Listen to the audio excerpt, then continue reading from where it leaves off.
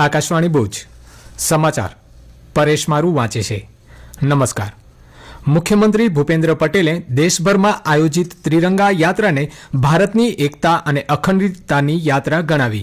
ગાંધીનગરમાં રાજ્યકક્ષાની હર ઘર ત્રિરંગા યાત્રાનો પ્રારંભ કરાવતા શ્રી પટેલે કહ્યું, યુવા પેઢી આઝાદીના લડવૈયાઓ વિશે જાણે, તેમના ચરિત્ર દ્વારા રાષ્ટ્રભક્તિ અને રાષ્ટ્ર પ્રથમની ભાવના જનજનમાં કેળવાય તેવો આ ત્રિરંગા યાત્રાનો મૂળ ભાવ છે.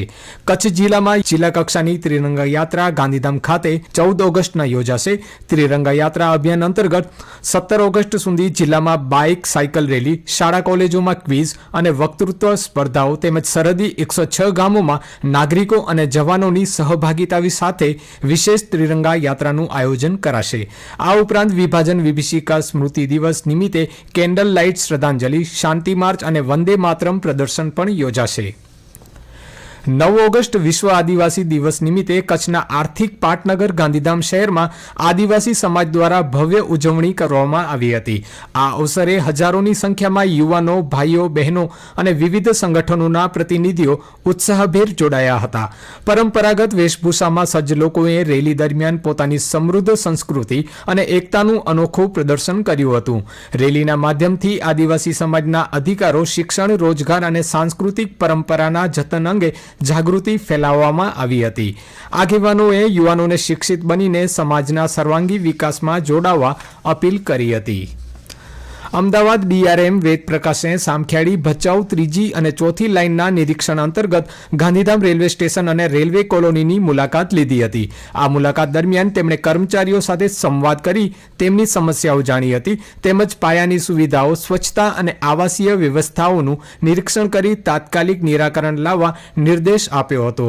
સાથે જ ડીઆરએમ સ્ટેશન પર મુસાફર સુવિધાઓ, પ્રતીક્ષાલય અને ચાલી રહેલા વિકાસ કાર્યોની સમીક્ષા કરી મુસાફરી વધુ સુરક્ષિત અને સુગમ બનાવવા માટે અધિકારીઓને જરૂરી સૂચનાઓ આપી હતી. ભારત સરકારના ટીબી મુક્ત ભારત અભિયાન અંતર્ગત તાજેતરમાં કુકમા અને માધાપર પ્રાથમિક આરોગ્ય કેન્દ્ર ખાતે ટીબીના દર્દીઓ માટે પોષણ કીટ વિતરણ કાર્યક્રમ યોજાયો હતો. મુખ્ય જિલ્લા આરોગ્ય અધિકારી ડોક્ટર મિતેશ ભંડેરી અને જિલ્લા ક્ષય અધિકારી ડોક્ટર મનોજ દવેના માર્ગદર્શન હેઠળ આશાપુરા ફાઉન્ડેશનના સહયોગથી આ સેવાકીય કાર્ય કરવામાં આવ્યું હતું. આરોગ્ય વિભાગના અધિકારીઓએ દર્દીઓને નિયમિત દવાઓનું સેવન કરવા, પૌષ્ટિક આહાર લેવા અને સારવાર અધૂરી ન છોડવા વિશે વિસ્તૃત માર્ગદર્શન આપ્યું હતું. આ અભિયાન દ્વારા દર્દીઓની રોગપ્રતિકારક શક્તિ વધારવા અને સમાજમાંથી ટીબી અંગેની ગેરમાન્યતાઓ દૂર કરી સહયોગ આપવા અપીલ કરાઈ હતી. દીનદયાલ પોર્ટ ઓથોરિટી દ્વારા સ્વતંત્રતા પર્વ નિમિત્તે ગોપાલપુરી ખાતે ભવ્ય હર ઘર તિરંગા યાત્રાનો આરંભ કરવામાં આવ્યો હતો.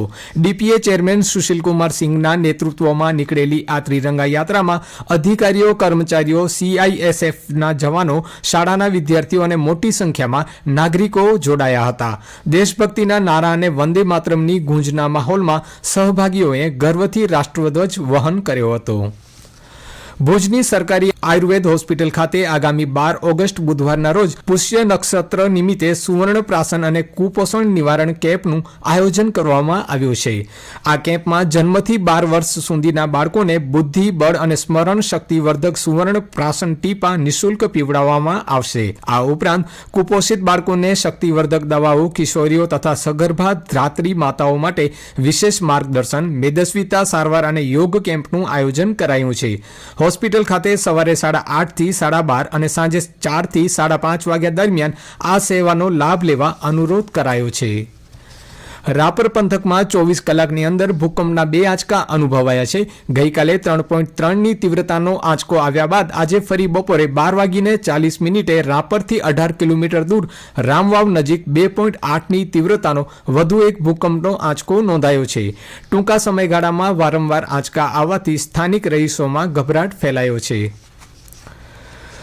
ભુજ નૂતન સ્વામિનારાયણ મંદિર ખાતે સંતોની ઉપસ્થિતિમાં 31 ઓગસ્ટથી હિંડોળા ઉત્સવનો પ્રારંભ થઈ ગયો છે. સુવર્ણ, ડ્રાયફ્રૂટ, વિવિધ ધાન્ય અને કચ્છી આંબલાથી સજ્જ વિવિધ 15 હિંડોળાને નિહાળવા મોટી સંખ્યામાં હરિભક્તો ઉમટી રહ્યા છે.